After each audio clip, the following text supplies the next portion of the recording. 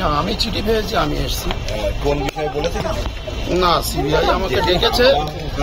হামলা হলো, সিবিআই আমাকে ডেকেছে, আমি ওদের সহযোগিতায় এসেছি।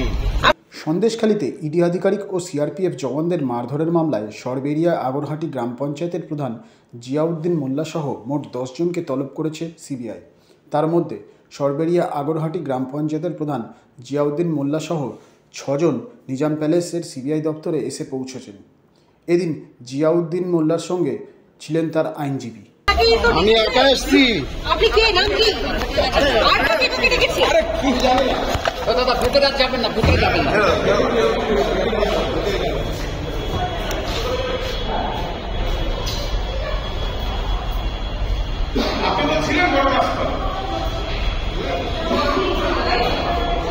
Wellman Finance is a personal finance platform focused on empowering and serving millennials to take a well-informed decision while buying a financial product like home loan, personal loan, business loan, loan against property, credit card, car loan, SME loan, insurance, etc.